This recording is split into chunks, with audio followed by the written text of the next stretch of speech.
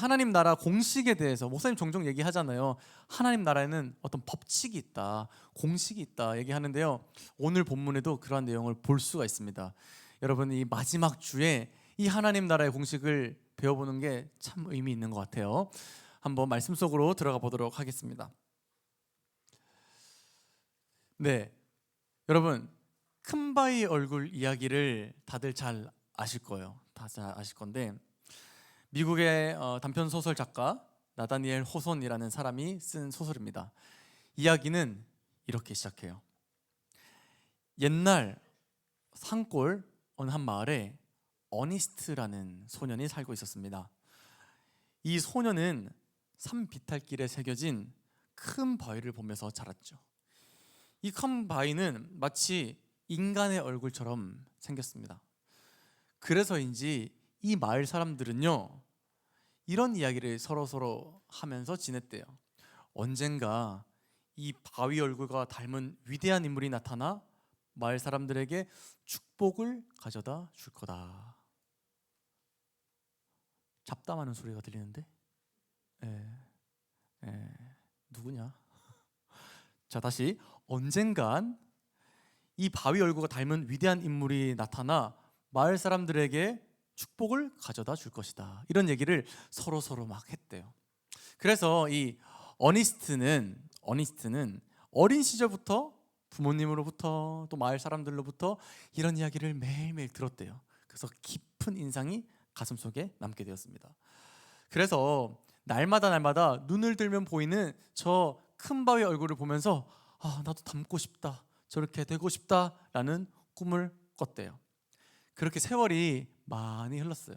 그동안에 큰 바위 얼굴과 닮은 사람, 큰 바위 얼굴과 닮은 사람으로서 마을에 축복과 위로를 줄 것이다 라고 예상되는 사람들이 몇 명 등장했습니다. 먼저는 부자 상인이에요. 부자 상인이 이 마을에 찾아오게 됐는데요, 사람들은 그 부자 상인의 얼굴을 보고 저 사람이야말로 큰 바위 얼굴을 닮았잖아 라고 생각하면서 우리 마을에 축복과 위로를 전해줄 것이다 라고 기대를 했어요. 그런데 곧 얼마 지나지 않아서 이 사람은 이기적이고 또 물질의 그 욕망에 사로잡혀 있는 그런 사람이라는 것을 알게 되었어요. 그래서 실망하게 되었죠. 또 다음은 한 전쟁에서 이기고 돌아온 장군이 마을에 돌아오게 됐는데요, 이 사람도 얼굴은, 그 외견적인 모습은 큰 바위 얼굴과 닮아 있었어요. 하지만 이내 이 사람은 권력에 취한 사람, 교만한 사람이다라는 것을 사람들은 알게 되고 실망하게 되죠. 또 한날은요, 이 위대한 정치인이 이 마을을 찾게 됐는데요, 사람들은 혹시 저 사람이 바로 큰 바위 얼굴을 닮은 사람이 아닐까라고 생각을 하게 됩니다. 그러나 그 역시도 큰 바위 얼굴을 닮은 사람은 아니었습니다. 자신의 이익을 위해서 거짓말을 하거나 또 위선적인 행동을 하는 그런 사람이었죠. 결국 이들은 모두 큰 바위 얼굴의 위엄과 품격에 미치지 못했습니다. 마을은 또 한참을 큰 바위 얼굴과 닮은 사람을 찾지 못하고 그렇게 시간을 보내게 돼요. 시간이 더 많이 지났습니다. 어니스트는 나이가 들었어요. 노년의 어니스트. 그 노년이 될 때까지 어니스트는 하루도 빠짐없이 계속 큰 바위 얼굴을 바라보았대요. 또 바라보고 또 바라보고.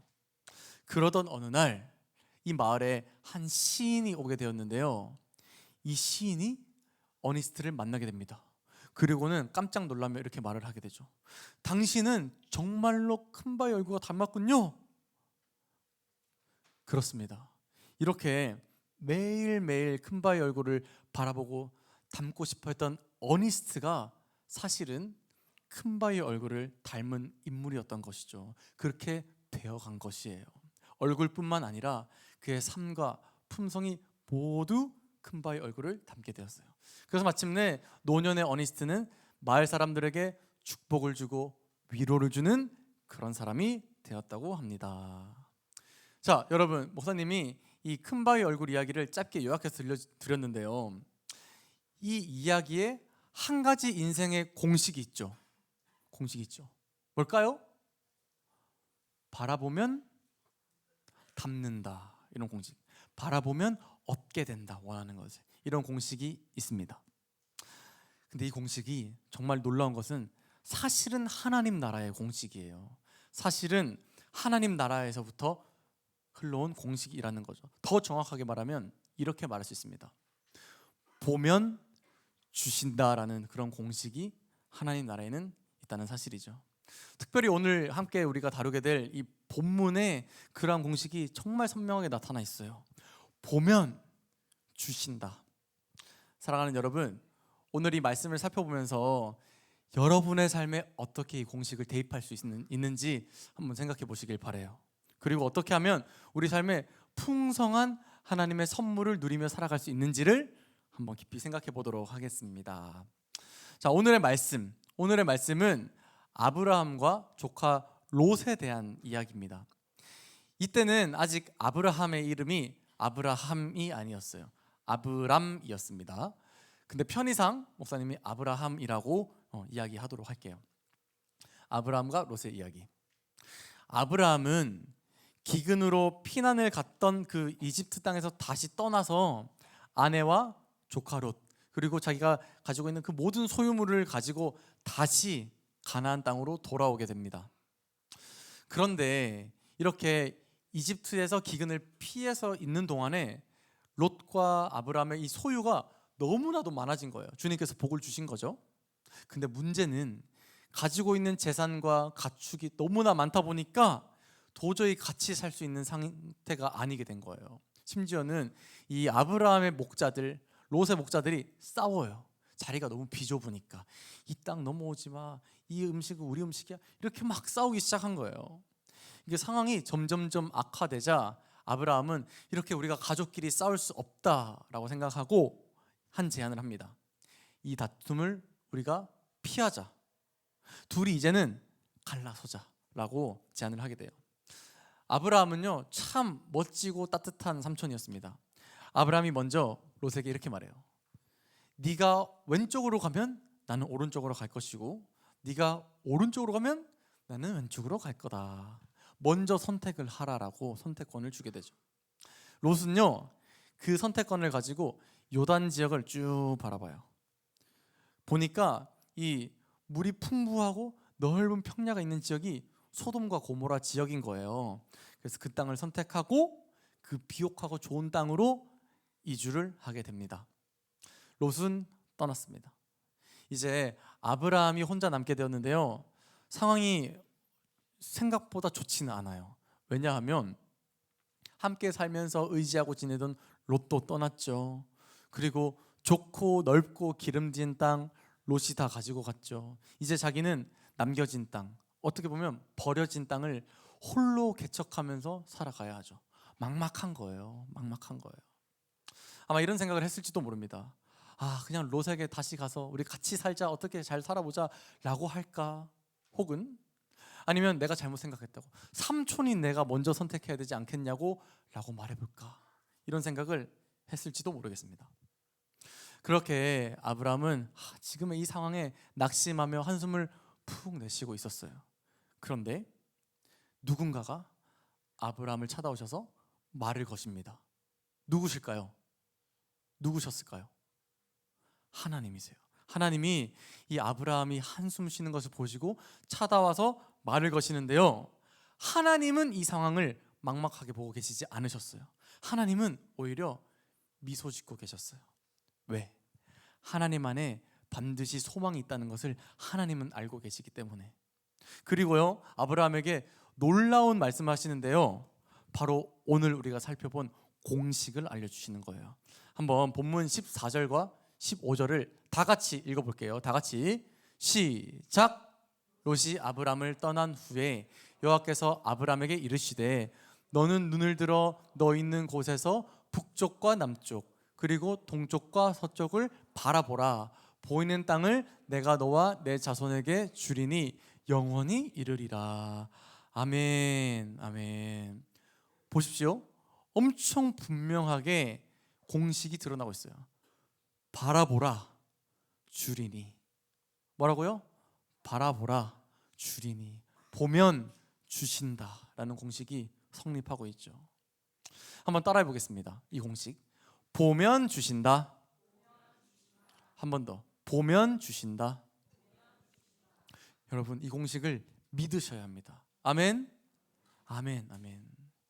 이 공식이 오늘날에도 여전히 우리 삶에 적용되기 때문이에요. 적용되기 때문이에요. 혹시 여러분들 중에 나는 지금 아브라함처럼 너무나도 암울한 상황에 처해 있어. 나의 2025년은 너무나도 암울할 거야 라고 생각하는 사람도 혹시 있나요? 그렇다면 여러분, 이 공식을 여러분들의 삶에 한번 적용해 보십시오. 하나님 말씀하셨습니다. 그리고 오늘 또 말씀하고 계세요. 믿음의 눈을 들어 바라보면 선물로 은혜를 주시겠다고요. 여러분, 더 이상 이 막막한 현실 가운데 낙심할 필요가 없어요. 왜요? 우리 가운데 이 하나님의 분명한 공식이 있기 때문에 더 이상 주저앉거나 한숨 쉬거나 낙심하지 마시고 하나님의 약속을 바라보시길 바랍니다. 아멘. 아멘. 성경에요, 수많은 하나님의 약속들이 있어요. 그런데 목사님이 오늘 한 두 가지만 소개를 해드릴게요. 먼저 아브라함에게 하셨던 말씀입니다. 약속. 오늘의 본문보다 좀 더 시간대는 과거의 일이에요. 하나님은 이렇게 약속하셨습니다. 내가 너로 큰 민족을 이루고 내게 복을 주어 내 이름을 창대하게 하리니 너는 복이 될지라 라고 아브라함에게 약속을 하셨대요. 이 약속 아브라함이 바라보았을 때 이루어졌을까요? 안 이루어졌을까요? 알고 싶으면 성경을 더 읽어보세요. 뒤에 쭉쭉. 네, 이루어졌어요. 이루어졌어요. 바라보면 주신다. 또 우리에게도 하고 계신 약속이 있는데요, 한번 시편의 약속을 한번 소개하겠습니다. 시편 1장 3절. 그는 시냇가에 심은 나무가 철을 따라 열매를 맺으며 그 잎사귀가 마르지 아니함 같으니 그가 하는 모든 일이 다 형통하리로다. 아멘. 이렇게 약속을 하고 계세요. 여기서 말하는 그는 우리 믿는 사람들, 믿음을 가진 의인들을 말하고 있는데요, 바로 여러분이에요. 여러분, 하나님께서 약속하고 계시잖아요. 여러분들을 반드시 형통하게 하겠다고. 반드시 형통하게 하겠다고. 시선을 땅으로 향하지 마시고 눈을 들어서 이 하나님의 약속을 바라보십시오. 그러면 주십니다. 아멘. 아멘. 그래요. 하나님이 계시기에, 하나님이 보라 주리라 말씀하시기 때문에 우리의 삶은 좌절할 필요가 없죠. 낙심할 필요가 없습니다. 사랑하는 여러분, 다가오는 2025년도에 이 미지의 세계 가운데 우리는 나아가지만 하나님의 이 약속, 하나님의 이 공식을 붙들면서 바라보십시오. 우리를 형통하게 하실 거라는 사실을 믿음으로 바라보십시오. 아멘. 하나님께서 주십니다. 보면 주신다. 보면 주신다.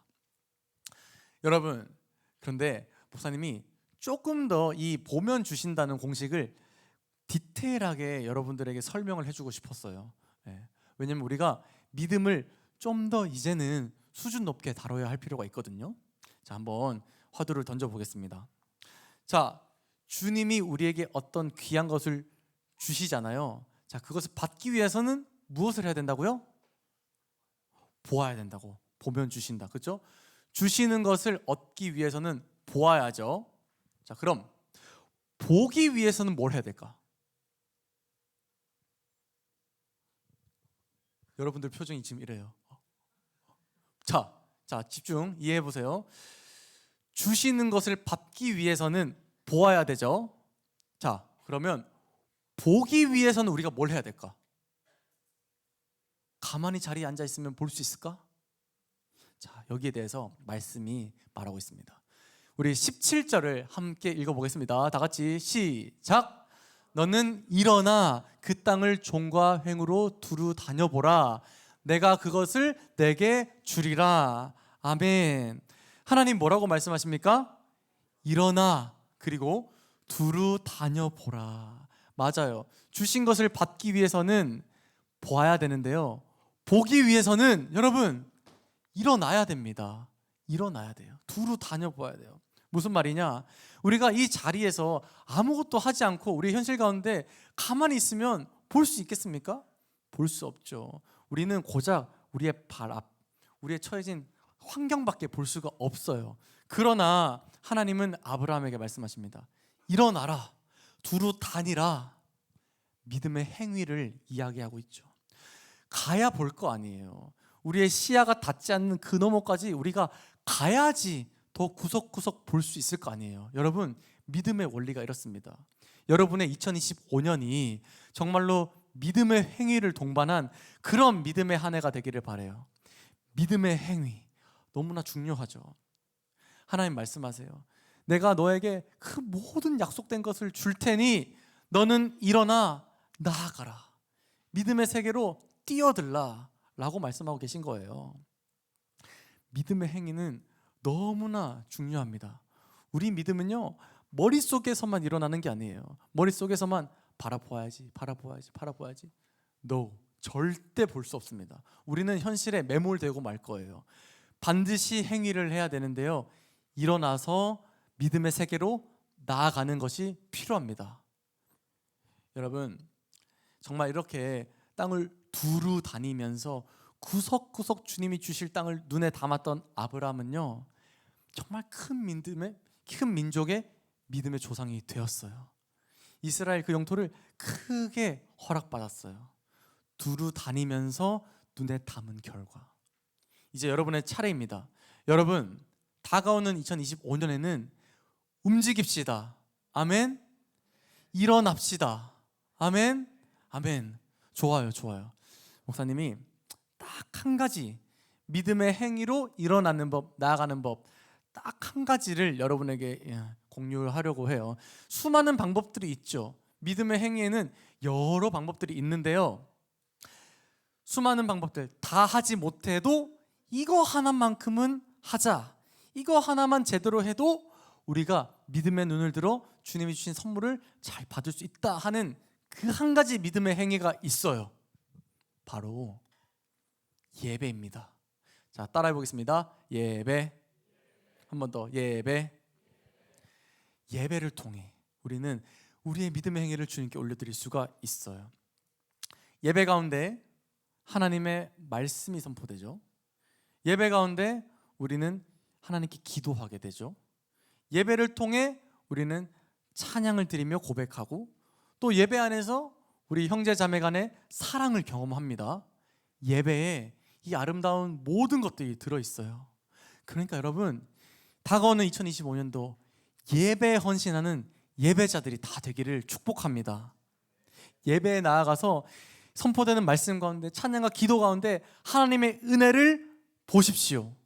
하나님의 사랑을 보십시오. 하나님 그 자체를 목도하십시오. 그러면요, 어떻게 된다고요? 보면 주신다. 그 은혜를 주시고, 그 사랑을 주시고, 그 약속을 주시고, 하나님 자신을 우리에게 주실 거예요.